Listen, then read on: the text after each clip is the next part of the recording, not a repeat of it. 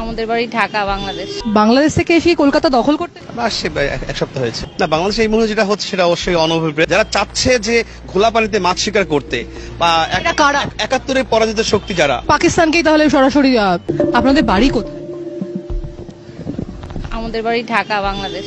বাংলাদেশ থেকে বাংলাদেশ থেকে এসে কলকাতা দখল করতে আসবো।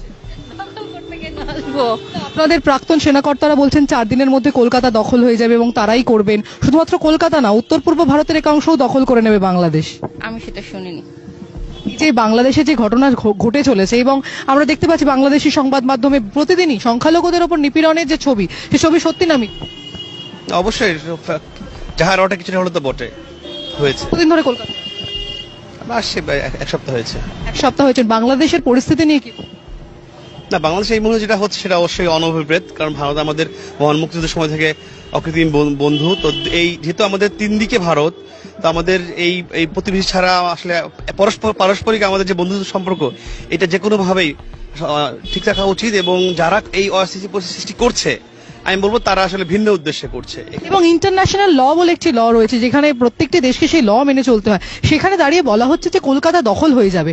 এই বিষয়টা আপনারা কিভাবে দেখছেন? যারা বুদ্ধি রয়েছে, যাদের কথা আপনি বললেন যে একাংশ করছে, বাকি একাংশ আপনারা কি করছেন? না, অবশ্যই এটা তো প্রতিবাদ জানাচ্ছেন। ডেফিনেটলি প্রতিবাদ জানানো হচ্ছে। সবচেয়ে বড় কথা হচ্ছে যে এখানে আপনার যারা এটা করছে তারা তো নীতি নির্ধারণী পর্যায়ের কেউ না। আমাদের বর্তমান যে সরকার রয়েছে তারাও কিন্তু এই ব্যাপারে তার বন্ধুত্ব কথা বলছে। এক শ্রেণীর প্রতিক্রিয়াশীল মানুষ যারা চাচ্ছে যে খোলা পানিতে মাছ শিকার করতে বা 71-এ পরাজিত শক্তি যারা, হ্যাঁ, পাকিস্তানকেই তাহলে সরাসরি ডেফিনেটলি তাদের যারা তারাই আসলে চাচ্ছে না যে ভারত বাংলাদেশে এই বন্ধুত্ব অটুট থাকুক। ওই প্রতিশোধ তারা নিতে যাচ্ছে আর কি।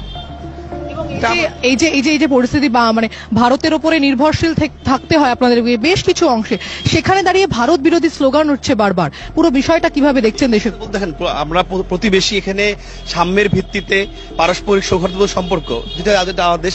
অবশ্যই ভারতের প্রতি আমরা চিরকৃতজ্ঞ। তারা আমাদেরকে মুক্তিযুদ্ধের সময় 2 কোটি আমাদের উদ্বাস্তুদের আশ্রয় দিয়েছেন, আমাদের মুক্তিযুদ্ধে সহায়তা করেছেন। এই কৃতজ্ঞতা বোধটা অবশ্যই আমাদের যারা প্রকৃত শান্তিপূর্ণ নাগরিক তাদের মধ্যে রয়েছে। তো আমরা এই সম্পর্কটা সারা জীবন রাখতে চাই। যারা এখন উদ্ভূত পরিস্থিতিতে এই বিগত সরকারের পতনের পরে একটা মানে ভোলাটাইল সিচুয়েশন হয়েছে, এই পরিস্থিতির সুযোগ নিয়ে তারা চাচ্ছে যে 71-এ যারা হেরেছিল এই প্রতিশোধে তারা চেষ্টা করছে এই অস্থিতিশীল সৃষ্টি করার জন্য। এই আওয়ামী লীগ তাদের কর্মী সমর্থক তারা কেমন রয়েছেন? তারাও কি হিন্দুদের মতন বা খ্রিস্টানদের মতন নিপীড়িত হচ্ছেন? ডেফিনেটলি হচ্ছে। এটা তো সবচেয়ে বড় কথা হচ্ছে এখানে আগে যেমন একটা কন্ট্রোল ছিল, ওভারঅল কিছু স্থিতিশীলতা ছিল।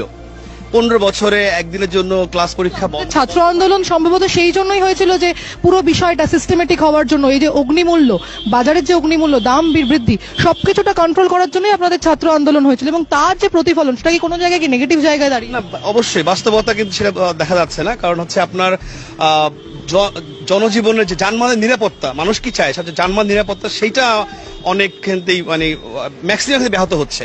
জানমালের নিরাপত্তাটা প্রাইম ফ্যাক্টর এখানে। ল অ্যান্ড অর্ডার, আমি বলবো যে টোটাল ক্যাওয়াস এই মুহূর্তে।